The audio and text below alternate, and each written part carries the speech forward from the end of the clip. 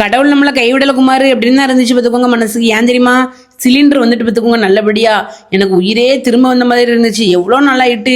சரி, நம்மளுக்கு இனிமேல் எப்பவும் போல ரொட்டீன் ஆரம்பிச்சிட வேண்டியது. ஆனால் என்னன்னா, இனிமேல் தான் நம்ம கொஞ்சம் சிக்கனமாக பயன்படுத்தணும் அப்படின்னு வச்சிருக்கேன். இஷ்டத்துக்கு அப்படியே கேஸை திறந்து வச்சுட்டு மற்ற வேலையெல்லாம் பார்க்கக்கூடாது அப்படின்னு. இந்த பாருங்க, ஒரு ஓட்ஸ் கிண்டுனேன். எல்லாத்துலேயும் கொஞ்சம் கொஞ்சம் ஊறல் போட்டுருது இந்த பிள்ளைகள். வீட்டில் செஞ்சால் அதை தின்னு முடிச்சோன்னு கிடையாது. ஒரு டிஷ் பண்ணலாம்னு சொல்லி ஜவ்வரிசி வேற ஊற வச்சிருக்கேன். அதெல்லாம் வச்சுக்கிட்டு இருந்தேன். சரி, கொஞ்ச நேரம் கழிச்சு அது ஊறி எடுத்தால் தான் அதை பண்ண முடியும். அதுக்கு முன்னாடி இங்கே சாப்பாடு என்ன அப்படின்னு கேட்டாயாச்சு. ஞாயிற்றுக்கிழமைனாலும் நம்மளை விடுறது கிடையாது வீட்டில். அதனால கோதுமை மாவை கொஞ்சம் கரைச்சி தோசையை ஊற்றிடுவோம். அதுதான் இப்போ எனக்கு முடியும். தோசை மாவும் இல்லை, அதனால இதை செய்வோம் அப்படின்ட்டு அது போட்டுட்டேன். கோதுமை மாவை கொஞ்சம் கரைச்சி வச்சுட்டு கொஞ்சம் நேரம் கழிச்சு தான் மற்றபடி இந்த வெங்காயங்கள்லாம் நறுக்கிட்டு பக்கத்தில் வரணும். கோதுமை மாவை கூட கொஞ்சோண்டு உப்பு மட்டும் கலந்து அப்படியே கலக்கி வச்சுட்டேன் தண்ணியை ஊற்றி. நம்மளுக்கு கோதுமை தோசைனா தொண்டையில் இறங்காது தெரியுமா. யாருக்கெல்லாம் இந்த கோதுமை தோசையை பார்த்தாலே எரிச்சல் வரும்னு சொல்லுங்க. என்ன, எனக்கும் பிடிக்கவே பிடிக்காது. அவசரத்துக்கு தான் இதை பண்ண வேண்டியது இருக்குது. ஆனால் என்ன, நல்லா ருசியாக பண்ணணும். கொஞ்சம் இது கூட ரவெல்லாம் கலந்து கொஞ்சம் நேரம் தண்ணி கலந்து ஊற வச்சு எடுத்துட்டு அதுக்கப்புறம் நல்ல வெங்காயம் வத்தெல்லாம் போட்டு தாளித்து பேப்பர் ரோஸ்ட் மாதிரி சுடலாம். அந்த மாதிரி நின்றுக்கிட்டு பொறுமையாக சுடுறதுங்க சுடலாம். நம்மளே ஏன்டா செய்தோங்கிற வெறுப்பில் செஞ்சோம்னா செய்ய முடியாது. இந்த வெங்காயத்தை வந்து கொஞ்சம் நிறைய போட்டோம்னா அந்த கோதுமை தோசை எடுப்பாக இருக்கும் பார்த்துக்கோங்க. சாப்பிட்றதுக்கு நல்லா அப்படி ஒவ்வொரு வாய்க்கும் வெங்காயம் மாட்டினுச்சுன்னா தோசை சாப்பிட்றது ஒரு இன்ட்ரெஸ்ட்டாக இருக்கும். வத்தலும் வெங்காயம் கடுகு இதெல்லாம் போட்டு நம்ம நல்லா தாளித்து கொட்டுவோமா அந்த மாவில், அதுவே ஒரு ருசியாக இருக்கும் பார்த்துக்கோங்க. நல்ல வேலை இந்த சாப்பர் வாங்கினேன் இன்றைக்கி, அது எனக்கு கை கொடுக்க பார்த்துக்கோங்க. அதை இன்றைக்கி ஏசன பார்த்தீங்களா, கொஞ்சம் கொஞ்சமாக போட வேண்டியது இருக்குன்னு அப்படிலாம் கிடையாது. கரெக்டான இடத்துல வச்சு கரெக்டாக வந்து மூடி எடுத்துட்டோம்னா சூப்பராக நறுக்கிறது பார்த்துக்கோங்க. 2 செகண்டு தான், சட்டு சட்டு சட்டுன்னு அப்படி பண்ணால் அருமையாக வந்துடுது வெங்காயம். இந்த வெங்காயம் தான் நம்மளுக்கு வந்து இந்த கோதுமை தோசைக்கு ருசியே கொடுக்கும் பார்த்துக்கோங்க. கொஞ்சம் பெருசாக இருந்தது, அதனால் இன்னும் கொஞ்சம் பொடிசாக நறுக்கிக்கிடுவோம் அப்படின்னு நறுக்கிட்டேன். வெங்காயத்தை நறுக்கி வச்சுட்டு சட்டியை தூக்கி வச்சு தாளிச்சு விட்ற வேண்டியதானே. மற்றபடி என்ன வேலை இருக்குது. தோசையை வச்சுட்டு இதுக்கு வந்து இன்றைக்கி ஒரு சட்னி வைக்கணும் பார்த்தீங்களா. அந்த சட்னி வைக்கிறதையும் யோசிச்சுக்கிட்டு இருந்தேன் என்ன செய்யலாம் அப்படின்னு. அடுப்பு வந்து கொஞ்ச நாளைக்கு தான் அமைதியாக தான் தூங்கிக்கிட்டு இருந்துச்சு கேஸ் இல்லாமல். இருந்தாலும் இப்படி தான் தூசியானதோ தெரியல. நம்ம இதில் ஏதாவது செஞ்சு கொண்டு அதில் வைக்கோமா, அதனால தூசி ஆகிட்டு. சரி, அதெல்லாம் கழுவி எடுத்தாச்சு. ஞாயிற்றுக்கிழமெல்லாம் பார்க்கக்கூடாது, எந்த கிழமையாக இருந்தாலும் க்ளீன் பண்ணிடணும் அப்படின்னு கழுவி எடுத்தாச்சு. அப்புறம் இந்த சட்டியில் எண்ணெயை ஊற்றி இந்த கடுகு உளுந்து பருப்புலாம் போட்டு தாளிப்போம். கோதுமை தோசைக்கு தேவையானதெல்லாம் தாளிப்போம். இப்படி தாளிச்சு கொட்டி வைப்பீங்களா நீங்களா?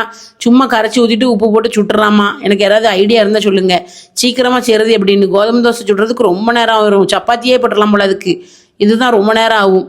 சட்டியில் எண்ணெயை ஊற்றி கடுகு போட்டு உளுந்தம்பருப்பு போட்டு கொஞ்சம் வத்தல் கிள்ளி வச்சுருந்தோமா அதையும் போட்டுட்டு நம்ம நறுக்கி வச்சுருக்க வெங்காயத்தையும் போட்டு தாளித்து விடணும். இதில் கொஞ்சோண்டு வந்து மஞ்சள் பொடி கலந்துக்கிட்டேன். அது வந்து நல்லா இருக்குது பார்த்துக்கோங்க. அது கொஞ்சம் கலர்ஃபுல்லாக தெரியுது. லேசாக மஞ்சள் பொடி கலந்துக்கிட்டேன். அப்புறம் வத்தப்பொடிலாம் ஒன்றும் கலந்துட வேண்டாம், அதெல்லாம் வந்து நம்மளுக்கு வயிறுக்கு செட் ஆகாது. வத்தல் தான் போடுவோம்ல காரத்துக்கு. உண்மையில தான் சொல்லுதேன், இந்த கோதுமை தோசை கேட்டாலே எனக்கு வந்து டென்ஷன் என்னதுக்கு ஆகுதுன்னா, இதெல்லாம் வேலையும் ப்ரொசீஜராக முடிச்சு 2 தோசை சுடுறதுக்குள்ளேயும் பொறுமையே அத்து போயிருது பார்த்துக்கோங்க. வெள்ளை மாவுக்கும் இதுக்கும் இதுதான் டிஃப்ரெண்ட்டு.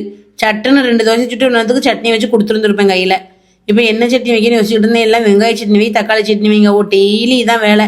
வெங்காயம் இதுக்கு நறுக்க அதுக்கு நறுக்குன்னு நறுக்கிக்கிட்டே இருக்க வேண்டியது இருக்குது. மாவு ஒரு வழியாக கரைச்சி எடுத்தாச்சா நல்லா இந்த தாளிச்சு கொண்டதெல்லாம் இது கூட ஊற்றிட்டு சிம்மில் வச்சுட்டு நல்லா ஊற்றி எடுத்து பார்த்துக்கோங்க. நான் இப்படி கரண்டி வச்சு தைக்க மாட்டேன், அப்படி மேல்ட்டாலாம் ஊற்றிடுவேன். இன்னைக்கு கொஞ்சம் கரண்டி வச்சு போட்டு எடுத்தாச்சு. நல்லா தேங்காய் ஊற்றி சுட்டால் ரொம்ப சூப்பராக இருக்கும். அதை ஒரு சைடில் போட்டுக்கிட்டு தேங்காவை வெட்ட ஆரம்பிச்சிட்டேன்.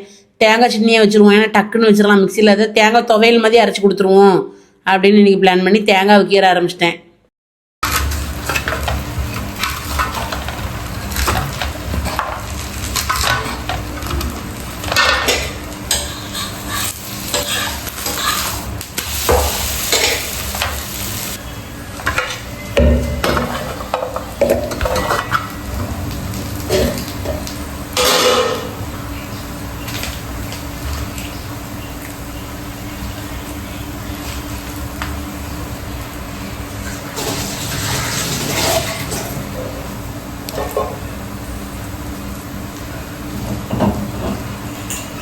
தேங்காய் துவையல் அரைக்கும் போது பொரிகடலை வச்சுட்டு பச்சை மிளகா வச்சு 2 வெள்ளைப்பூடு வச்சு கொஞ்சம் உப்பு புளி வச்சுட்டோம்னா நல்லா இருக்கும் பார்த்துக்கோங்க துவையல். நான் இன்றைக்கி புளிலாம் வைக்கல, அப்படியே வச்சு லேசாக தண்ணி கொஞ்சம் கொஞ்சமாக ஊற்றி அரைச்சி துவையல் மாதிரி கொடுத்துட்டோம்னா நல்லா சாப்பிட்டுக்கிடுவாங்க. பொரிகடலை வந்து உடச்ச கடலை இருந்தாலும் சரி உடைக்காத கடலை இருந்தாலும் சரி அது டேஸ்ட்டாக தான் இருக்கும். தேங்காய் கூட கண்டிப்பாக பொரிகடலை வச்சா தான் துவையல் மாதிரி எங்களுக்கு தெரியும். நாங்கள் அப்படி தான் பழகிருக்கோம். வேறு ஊருக்காரங்களாம் எப்படி பழகிருக்காங்களோ தெரில. அதையும் கொஞ்சம் அரைச்சி எடுத்து வச்சாச்சு பார்த்துக்கோங்க. நம்மளுக்கு கரண்ட் அடுப்புலேயே வேலை நடக்கும்போது பயந்துக்கிட்டே இருப்பேன். எப்படா கரண்ட் போயிடும் காலையிலே கடன்னு பண்ணுவேன். ஆனால் இன்றைக்கி வந்து நான் டிஃபன் பண்ணுறதே லேட்டாக தான் பண்ணினேன். அதான் நம்மளுக்கு கேஸ் இருக்க பொறுமையாக பண்ணிக்கலாம் அப்படின்னு. ஆளுக்கு மேலே ஒரு தோசையை போட்டு பிள்ளைகள் கையில் கொடுத்துட்டேன். ஏன்னா அதுகளுக்கு மணி 10 மணி ஆகிட்டா பசி வந்துட்டு போல இருக்குது. வெள்ளை மாவுனா பிள்ளை சுட்டு கொடுத்துருப்பேனம்மா, கோதுமை மாவுனமா லேட் ஆகிட்டு சாரி அப்படின்னு சொல்லிட்டு துவையல் அரைச்சி பார்த்தீங்களா, அதை கொஞ்சம் கொஞ்சம் அப்படி வச்சு கொடுத்தாச்சு. உங்களுக்குலாம் தேங்காய் துவையல் பிடிக்க மாட்டேங்குது தான், வேறு என்னச்சு இன்றைக்கி அவசரத்துக்கு வேணும் தொட்டு கூட வேணா சாப்பிடுங்க. இந்த கோதுமை தோசையை சும்மாவே சாப்பிட்றலாம். நான்லாம் வெறுமனே தான் சாப்பிட்டேன், ரொம்ப நல்லா இருந்தது பார்த்துக்கோங்க. வெங்காயம் இருக்குது, இந்த மிளகாவத்தல் இருக்குது, கடுகு இருக்குது, உளுந்தம்பருப்பு இருக்குது, ஒவ்வொரு வாயும் அப்படி கிரன்ச்சியாக இருக்குமாங்களா, அந்த மாதிரி இருக்குது. நல்லா சாப்பிடலாம். ஃபோனு தான் 3 நேரம் ஃபோனு தான் சாப்பிடும்போது எவ்வளவோ சொல்லியாச்சு. நானே கேட்க மாட்டேங்க, மாதிரி பிள்ளைகள் எங்கள் கூடி கேட்கும். அந்தளவு ஆளுக்கு ஒவ்வொரு தோசையை வச்சுட்டு ஃபோனை தூக்கிட்டு வந்து உட்காந்தாச்சு. காலையில் என்ன நடந்தாலும் சரி, பரிசை நடந்தாலும் சரி, என்ன நடந்தாலும் சரி சாப்பிட்டாச்சு. சரி, நாங்கள் இன்றைக்கி என்ன பண்ணோம்னா, ஞாயிற்றுக்கிழமை வீட்டில் கூட ஒரு முக்கியமான வேலையை பார்க்க போகணும்னு சொல்லிட்டு கிளம்பி போனோம்.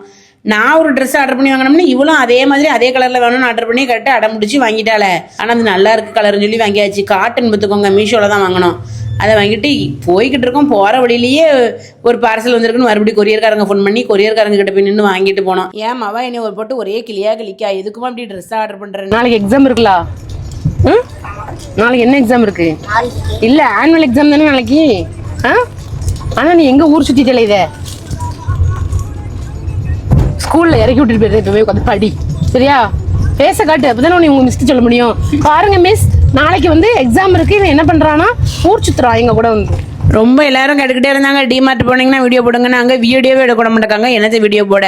இந்த ட்ரெஸ்ஸு செக்ஷன் மட்டும்தான் போனோமா. ஒரே கூட்டம், சரியான கூட்டம், தாங்க முடியல. ஞாயிற்றுக்கிழமைனா எப்படி இருக்கும் கூட்டம்?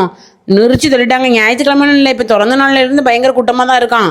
ஆனால் ட்ரெஸ்லாம் ரொம்ப வந்து சீப்பாக இருந்தது, நல்லாவும் இருந்தது குவாலிட்டி. பார்த்தோன்னே இவங்க எங்கே விட ஒரு செக்ஷன்லேயே பார்த்துட்டு கொஞ்சம் அள்ளிட்டு வந்தாச்சு ட்ரெஸ்ஸை. போனதுக்கு எதையாவது வாங்கி தானே ஆகணும் அப்படின்னு சொல்லிட்டு 150 ரூபா 120 ரூபான்னு சொல்லி ரஃப்யூஸ் ட்ரெஸ்லாம் நல்லா இருந்தது. போன உடனே ரைட் சைடில் வந்து இந்த மாதிரி ட்ரெஸ்ஸு தான் வச்சுருக்காங்க. இப்போ அதில் போய் எடுத்தாச்சு. பிள்ளைங்களுக்கு தனியாக பெரியவங்களுக்கு தனியாக இப்படி ரேக்காக வச்சுருக்காங்க. ஏற்கனவே நம்ம தூத்துக்குடி டிமார்ட்டில் பார்த்தது தானே. இங்கே வந்து ட்ரெஸ் வெரைட்டிஸ் கொஞ்சம் நிறைய தான் போல இருக்குது, நிறைய வச்சுருந்தாங்க. எல்லாம் சவுட்ட மணிக்கு கலந்து கிடக்கு, ஒவ்வொன்றும் ஒவ்வொரு இடத்துலையும். அதுலேயே வந்து ஒரு பொண்ணு சொல்லிட்டு, அக்கா வீடியோ எடுக்கக்கூடாதுக்கா அப்படின்னு. சரிம்மா அப்படின்ட்டு வாங்கின ரூபாய்க்கு இந்த பில்லு வேறு போடுறதுக்கு இந்த பில்லு இது 25 ரூபா 29 ரூபாயோ. அதையும் முடிச்சுட்டு சரி இனிமேல் டிமார்ட்குள்ளே நசுக்கி கொண்டு வருவாங்க அப்படின்னு சொல்லிட்டு பிள்ளைகளை கூப்பிட்டுட்டு அப்படியே ரிலையன்ஸ்க்கு போனோம் பார்த்துக்கோங்க. ரிலையன்ஸில் வந்து மாடியில் வந்து இந்த கேம் ஆடுறது இருக்கா, ரொம்ப நாள் இந்த அஸ்வின் கேட்டுட்டு இருக்கான்னு சொல்லி அங்கே கூப்பிட்டு போயாச்சு. அஸ்வின் விளையாடுதானோ இல்லையா, நம்ம விளையாண்டாவது சின்ன பிள்ளை மாதிரி என்ன பண்ண, அது வந்து டிக்கெட்டே போடலை, சும்மா விளையாண்டுட்டு கிடக்காவோ.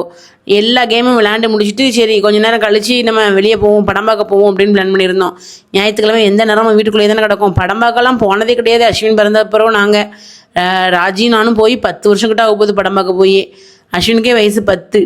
இதுதான் வந்து ரொம்ப நாள் கழிச்சு இந்த படம் பார்க்க போனோம் பார்த்துக்கோங்க. யூத்துன்னு ஒரு படம் பார்த்துட்டு ஜாலியாக இருந்தாச்சு ஞாயிற்றுக்கிழமை.